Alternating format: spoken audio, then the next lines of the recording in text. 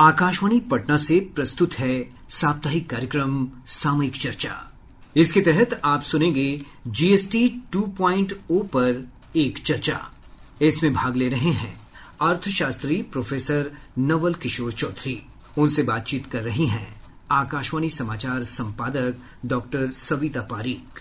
नमस्कार श्रोताओं, सामयिक चर्चा में मैं डॉक्टर सविता पारीक आपका स्वागत करती हूँ। श्रोताओं, प्रधानमंत्री नरेंद्र मोदी ने स्वतंत्रता दिवस पर लाल किले की प्राचीर से देशवासियों के लिए दीपावली तक अगली पीढ़ी के जीएसटी सुधारों की घोषणा की थी। इसी क्रम में जीएसटी काउंसिल ने वस्तु और सेवा कर के ढांचों में सुधार किया। 4 टियर टैक्स स्ट्रक्चर से 2 टियर स्ट्रक्चर को मंजूरी प्रदान की है। इन नेक्स्ट जेन कर सुधारों से आम जन को फायदा और अर्थव्यवस्था को मजबूती मिलने की बात कही जा रही है। इन्हीं बिंदुओं को समझने के लिए आज हमारे साथ आकाशवाणी स्टूडियो में मौजूद हैं जाने माने अर्थशास्त्री प्रोफेसर नवल किशोर चौधरी। प्रोफेसर चौधरी, कार्यक्रम में आपका स्वागत, अभिनंदन। धन्यवाद। प्रोफेसर, सबसे पहले आपसे हम जानना चाहेंगे नेक्स्ट जेन जीएसटी रिफॉर्म यानी अगली पीढ़ी के जीएसटी सुधार हैं क्या और क्यों इन्हें भारत की कर यात्रा में एक नया अध्याय माना जा रहा है? मैं सर्वप्रथम आपको बताऊं कि जीएसटी अपने आप में टैक्स रिफॉर्म का माइलस्टोन था। पूरे देश में जो गुड्स एंड सर्विसेज पर जो टैक्स लगते थे वो सिंप्लीफाइड नहीं थे, यूनिफॉर्म नहीं थे, जिससे कई तरह की समस्याएं पैदा होती थी उपभोक्ता के लिए और साथ ही साथ मैन्युफैक्चरर्स के लिए और अर्थव्यवस्था के लिए। तो बहुत सालों के प्रयास के बाद 2017 में GST goods and services tax नामक टैक्स इंट्रोड्यूस किया गया और उस समय वादा किया गया था कि ये सिंपल होगा और स्लैब्स कम होंगे, रेट्स रिड्यूस होके 2 हो जाएगा और टैक्स रिटर्न्स फाइल करने में सुविधा होगी, ट्रांसपेरेंसी होगी, इससे अर्थव्यवस्था को लाभ होगा। ये पिछले 8 वर्षों में इसके लिए प्रयास चल रहा था और फाइनली इस पर सहमति बनी और ये सिंप्लीफिकेशन, रैशनलाइजेशन अब लागू हो गया है। इसके परिणाम स्वरूप अब सिर्फ 2 टैक्स स्लैब रहेगा। एक टैक्स 18% का रहेगा और दूसरा 5% का रहेगा। पहले का जो 28% का टैक्स स्लैब था, टैक्स रेट था, उसको घटा करके 18 पर लाया गया है और जो 12 था उसको 5 पर लाया गया है। और यही नहीं कि कुछ वस्तुओं और सेवाओं को कर मुक्त कर दिया गया है। इससे सबसे बड़ा लाभ हुआ है, सिंप्लीफाइड हो गया है। दूसरा, यूनिफॉर्मिटी के साथ साथ कुछ चीजें मुक्त कर दी गई हैं टैक्स से, जिससे आम उपभोक्ता को लाभ होगा। जो मिडिल क्लास है उसको राहत मिलेगी। देश में अर्थव्यवस्था में डिमांड बढ़ेगा, कंजम्पशन बढ़ेगा, जिससे ग्रोथ मोमेंटम जारी रहेगा, अर्थव्यवस्था की विकास दर तेज होगी। मैं समझता हूं ये मेजर टैक्स रिफॉर्म है और ये लैंडमार्क ऐतिहासिक है और सरकार को इसके लिए सराहना की जानी चाहिए। जी, इन रिफॉर्म्स के बाद प्रोफेसर संशोधित दरें और छूट जो है वो 22 सितंबर से लागू होंगी। यहाँ हम आपसे समझना चाहेंगे इन सुधारों के लागू होने से आम आदमी के रोजमर्रा जीवन में, उसके जीवन स्तर में क्या सुधार आएगा, क्या फर्क आएगा, क्या उसकी बजट में कटौती की उम्मीद कर सकता है आम आदमी? बिल्कुल कर सकता है। जो रोजमर्रा की जरूरतें थी, जैसे टूथपेस्ट था, सोप था, शैम्पू था, या जो डेली यूज की थी ब्रेड, तो इस पर जो टैक्स घटाकर 5% के स्लैब में ले आया गया है। यही नहीं, हेल्थ सेक्टर में कुछ ऐसी दवाएं हैं जिसको पूरी तरह कर मुक्त कर दिया गया, जिसमें कैंसर की दवा भी शामिल है। इससे आम आदमी को राहत मिलेगी, उसका बजट घटेगा, जीवन स्तर में सुधार होगा और उसको इमीडिएट रिलीफ पहुंचेगी। जी, अब बात करते हैं मध्यम वर्ग की। इनका भी ख्याल रखते हुए कुछ कंज्यूमर ड्यूरेबल आइटम्स हैं, उनमें जीएसटी रेट्स कम की गई हैं। 28% जो पहले था उसको 18% में लाया गया है। आपसे हम प्रोफेसर चौधरी यहाँ जानना चाहेंगे कि मध्यम वर्गों को इन सुधारों के अलावा क्या क्या और राहतें दी गई हैं, खासकर हाउसिंग सेक्टर में, ऑटोमोबाइल सेक्टर में जो कटौती की गई है, उसके बारे में हम आपसे जानना चाहेंगे। देखिए, सबसे बड़ी राहत आम मध्यम वर्ग को मिलेगी कि हाउसिंग सेक्टर में सीमेंट पर जो टैक्स था उसको घटा दिया गया और भी जो बिल्डिंग मटेरियल्स है उस पर टैक्स घटाया गया है। इसलिए हाउसिंग सेक्टर में बूम आएगा, कंस्ट्रक्शन में बूम आएगा। एक तो डायरेक्ट लाभ होगा कि उनको सस्ते दर पर घर उपलब्ध हो पाएंगे, और दूसरा लाभ ये होगा कि उस कंस्ट्रक्शन सेक्टर में रोजगार के अवसर पैदा होंगे। कंस्ट्रक्शन सेक्टर देश में और बिहार में भी फास्टेस्ट ग्रोइंग सेक्टर है। स्वाभाविक है ग्रोथ मोमेंटम को भी उससे लाभ होगा और मध्यम वर्ग के लोग इससे राहत पाएंगे। लेकिन दूसरा जो बहुत है, जो उनके कंफर्ट की चीज है, जो पहले विलासिता की वस्तु मानी जाती थी, आज कंफर्ट की वस्तु मानी जाती है। जैसे आप देखिएगा AC, small cars, two wheelers या आम लोगों मध्यम वर्ग के लिए आवश्यक वस्तु के रूप में आ गई है।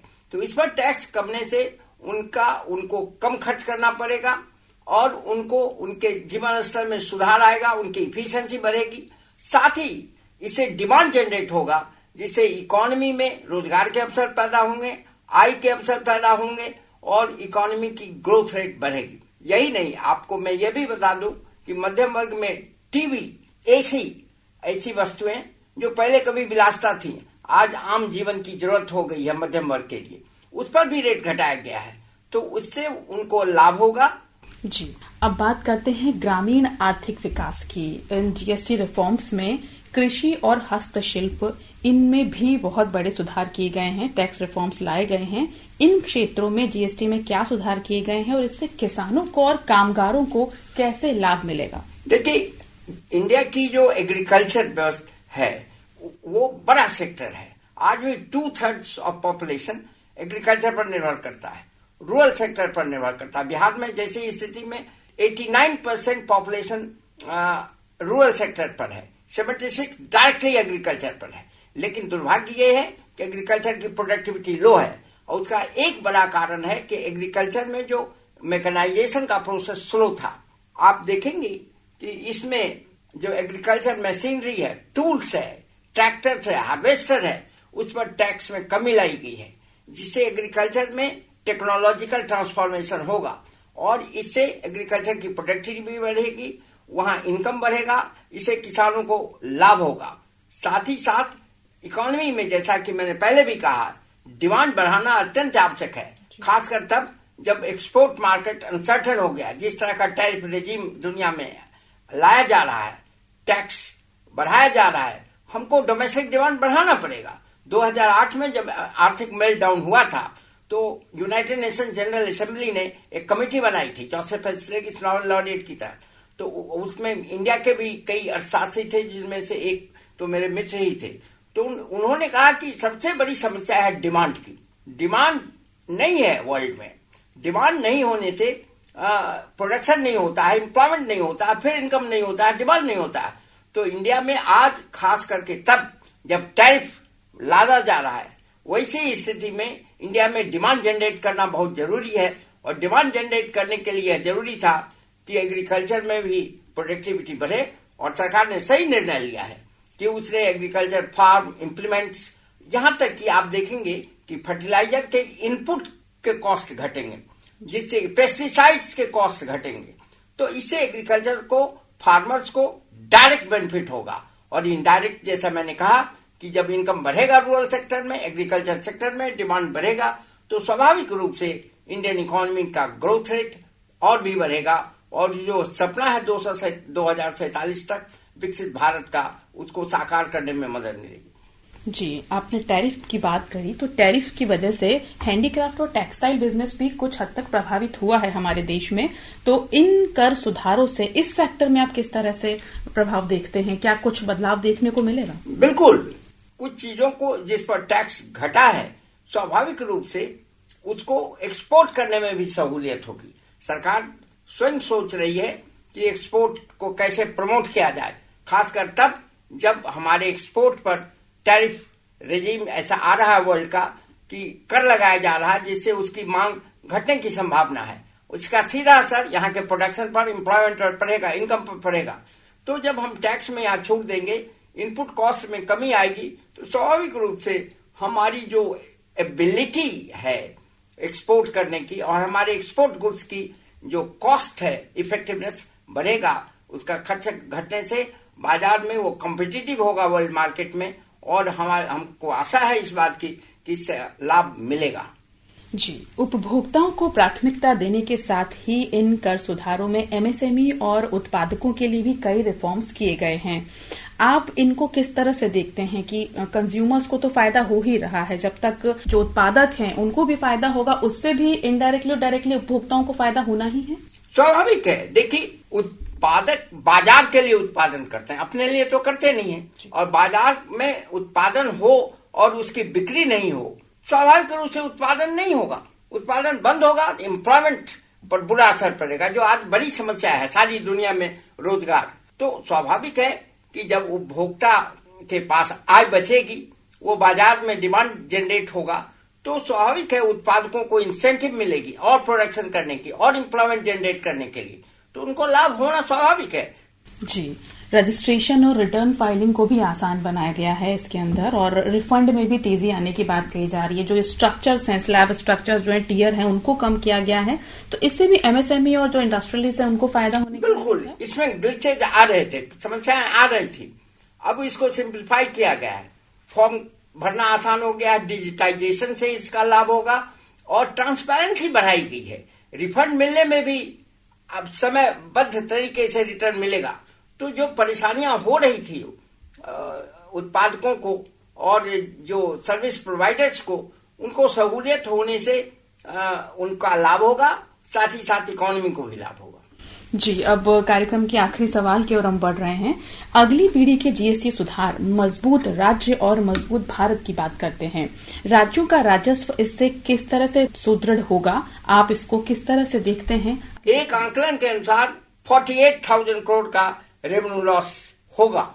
मैं समझता हूं ये रेवेन्यू लॉस ये स्टैटिक व्यू है, शॉर्ट टर्म में है। लॉन्ग रन में जब इकोनॉमी का ग्रोथ रेट बढ़ेगा, गुड्स का प्रोडक्शन बढ़ेगा, सर्विस जनरेशन बढ़ेगा, तो टैक्स बढ़ेगा और ये मोर देन कॉम्पेंसेट हो जाएगा। अभी राज्यों को क्लैरिटी नहीं है कि उनका कितना लॉस होगा, वो एस्टिमेट नहीं क्लियरली आ रहा है, लेकिन सरकार कमिटेड है, केंद्रीय सरकार कमिटेड है कि उनके रेवेन्यू लॉस को कॉम्पेंसेट किया जाएगा। और ये रेवेन्यू लॉस कॉम्पेंसेट करने के कई तरीके हैं। डायरेक्ट ट्रांसफर हो सकता है जो सेस सरकार लगाती है, जो केवल सेंट्रल को जाता है, स्टेट को नहीं जाता है, उससे जो रेवेन्यू जनरेट होता है उसका एक हिस्सा उनको ट्रांसफर किया जाए।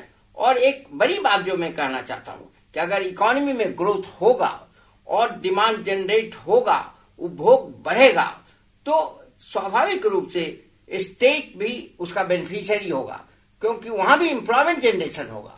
एम्प्लॉयमेंट जनरेशन होगा तो जो लोग वहां काम करते हैं उनकी आय बढ़ेगी, और उनकी आय बढ़ने का सीधा लाभ डोमेस्टिक कंजम्पशन, प्रोडक्शन, एम्प्लॉयमेंट पर बढ़ने से स्टेट को इनडायरेक्टली टैक्स के माध्यम से भले ना हो, इन दूसरे माध्यम से स्टेट उससे बेनिफिटेड होगा। जी, हम उम्मीद करते हैं प्रोफेसर चौधरी की ये जीएसटी रिफॉर्म्स लोगों की जिंदगी में सुगमता लाने के साथ ही व्यापारियों के लिए उद्योगों में आसानी भी सुनिश्चित करेंगे। आप हमारे इस कार्यक्रम में आए और इतनी उपयोगी जानकारी हमारे श्रोताओं के साथ आपने साझा की, बहुत बहुत शुक्रिया। धन्यवाद। अभी आप सुन रहे थे विशेष चर्चा। ये कार्यक्रम आकाशवाणी पटना के प्रादेशिक समाचार एकांश द्वारा प्रस्तुत किया गया।